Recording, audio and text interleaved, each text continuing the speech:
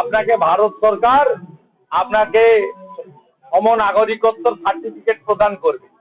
এটাতে আতঙ্কিত মমতা বন্দ্যোপাধ্যায়, কারণ পশ্চিমবাংলার 2 কোটি বাঙালি হিন্দু তাদের 1945 সাল থেকে কেপি ঠাকুরের নেতৃত্বে যে লড়াই, সেই লড়াই সফল হতে চলেছে এই ফেব্রুয়ারি মাসে। এর থেকে বড় প্রাপ্তি কিছু নেই। তাই মমতা ব্যানার্জি আতঙ্কিত যে আমার সিটগুলো সব গেল, আমার সিটগুলো সব গেল। আর এখানে 35 হওয়া মানে পরের দিন মমতা ধপ, তারপরের দিন বিজেপির সরকার। মানে উত্তর কংগ্রেসকেই দিন। কংগ্রেসের লোকরা তো যেমন অধীর চৌধুরীরা বহরমপুরে এসে বিপ্লব করে, আবার দিল্লিতে গিয়ে পয়লা ভাইপোর সঙ্গে মিটিং করে।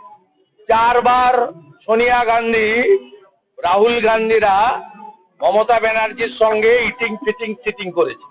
পাটনায় করেছে, বাঙ্গালুরুতে করেছে, মুম্বাইতে করেছে, সম্প্রতি দিল্লিতে করেছে। এর উত্তর এই কংগ্রেসীদেরই দিতে হবে। আমরা ভারতীয় জনতা পার্টি পশ্চিমবঙ্গে ডবল ইঞ্জিনের পক্ষে লড়াই করছি। পশ্চিমবঙ্গের মাটিতে স্বাধীনতার পরে কংগ্রেস টেস্টেড এবং রিজেক্টেড, লেফট ফ্রন্ট টেস্টেড এবং রিজেক্টেড, টিএমসি টেস্টেড এবং কার্যত উডবি রিজেক্টেড, কিছুদিনের মধ্যে রিজেক্ট হয়ে যাবে, কিন্তু বিজেপি নট ইয়েট টেস্টেড। আমরা ভারতীয় জনতা পার্টি ডক্টর শ্যামাপ্রসাদ মুখার্জির মাটিতে ডবল ইঞ্জিন সরকার, রাষ্ট্রবাদী সরকার করতে চাই। যে সরকার সুরক্ষা দেবে, সুশাসন দেবে, যে সরকার বেকারদের হাতে কাজ দেবে, যে সরকার রামরাজ্য দেবে। রামরাজ্যর মানে হলো হাতে কাজ, পেটে ভাত, মাথায় ছাদ। সিএ আর এনআরসি আর অন্যদিকে বিএসএফ নিয়ে এত উদ্বিগ্ন কেন মুখ্যমন্ত্রী? সিএ ওনার কাছে খবর আছে যে সিএ পোর্টাল চালু হতে চলেছে। আইন তো আগেই হয়েছে, রুল ফ্রেম হয়ে গেছে। ফেব্রুয়ারি মাসেই এক্সিকিউশনের দিকে যাচ্ছে ভারত সরকারের গৃহ মন্ত্রণালয়।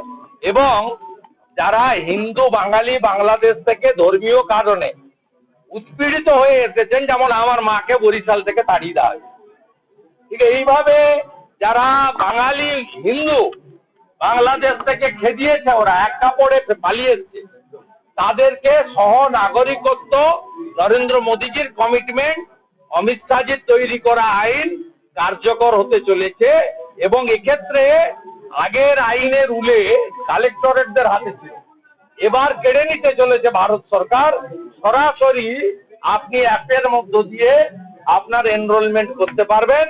আপনাকে ভারত সরকার আপনাকে সমনাগরিকত্বর সার্টিফিকেট প্রদান করবে।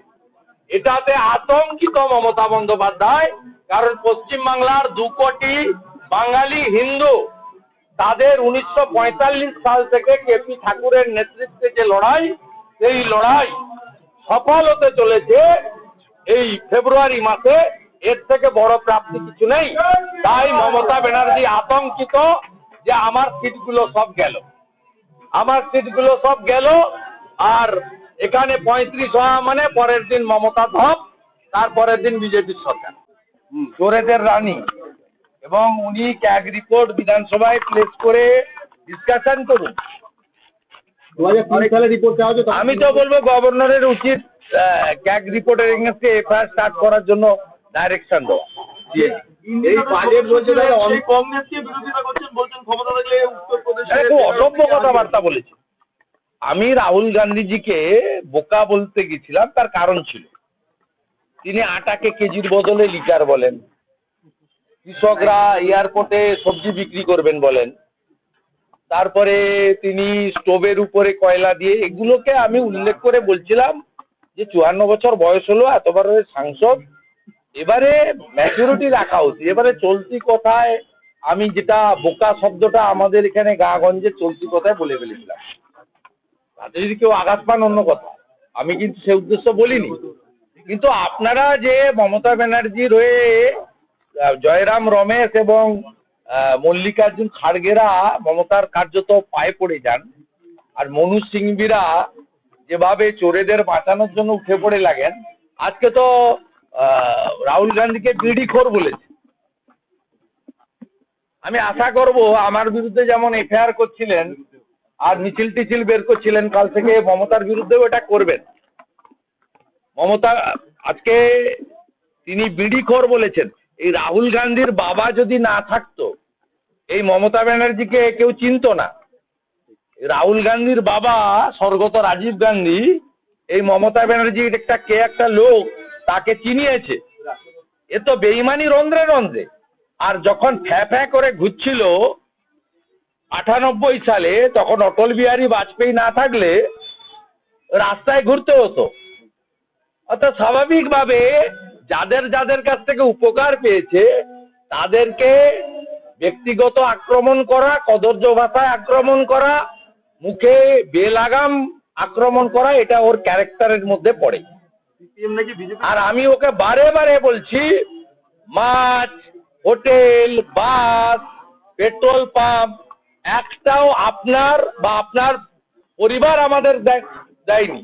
আপনার ক্ষমতা থাকলে আপনি 4 বছর আমার পিছনে লেগে আছেন, কিচ্ছু করতে পারেননি, কিচ্ছু করতে পারেননি। আপনাকে আমি চ্যালেঞ্জ করছি, আপনার যদি ক্ষমতা থাকে কিছু করে দেখান। আর আমিও যদি শুভেন্দু অধিকারী হই, আমি যদি বাংলার মানুষের পালস বুঝে থাকি, আপনাকে আমি কম্পার্টমেন্টাল করেছি, প্রাক্তন মুখ্যমন্ত্রী করে আপনাকে ছাড়বো। আপনাকে বাটিয়ে নিয়ে কালীঘাটের মন্দিরের সামনে বসতে হবে। আপনার শেষ পরিণতিটা এটাই হবে।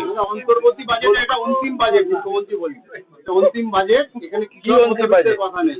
মানে সেন্ট্রাল যে বাজেট অন্তর্বর্তী, এটা অন্তিম বাজেট, অন্তিম বাজেট, অন্তিম বিজেপির অন্তিম বাজেট। আগলি বার 400 পার।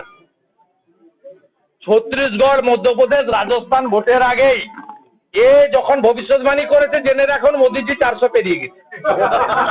এ ফুটবল নিয়ে গেছিল কিরণময় নন্দের পাল্লায় পড়ে আপনার উত্তরপ্রদেশে গিয়ে এতগুলো চন্দন মাথায় লেপেছে বারাণসীতে, এরকম করে 2 হাত দিয়ে চন্দন ঘেটেছে, ঘেটে দুধের বালতি ঢেলেছে, দিয়ে যতগুলো সিটে প্রচার করেছে মুলায়মের ব্যাটার হয়ে সবগুলো সিটে হেরেছে, গোয়ার হেরেছে। তারপরে এ যেখানে যাবে হারবে। আমি আপনাকে বলে দিলাম, এই ছত্তিশগড়, রাজস্থান, মধ্যপ্রদেশের আগে বলেছিল ये तो सेमीफाइनल है, आप हरा दीजिए बीजेपी को, हम लोग मोदी को हटा देंगे। তা তো ছত্তিশগড়, মধ্যপ্রদেশ আর রাজস্থানে সেমিফাইনালের ফল তো সবাই জানে।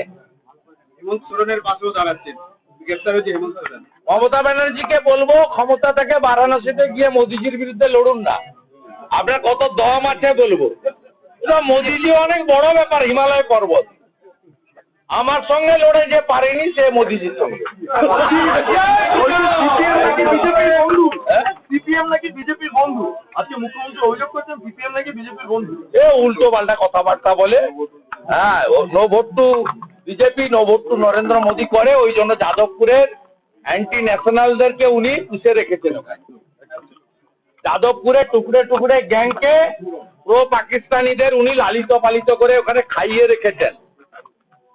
আমার বিরুদ্ধে এফআইআর করার জন্য যাদবপুরের ওসি হাইকোর্টে যায়, আর আমার গাড়ি আক্রমণ করতে আসে মাওবাদী নাম নিয়ে, তাদেরকে মুখ্যমন্ত্রীর ফোনে রাত্রে ছেড়ে দেওয়া হয়। কে কার বন্ধু সবাই জানে।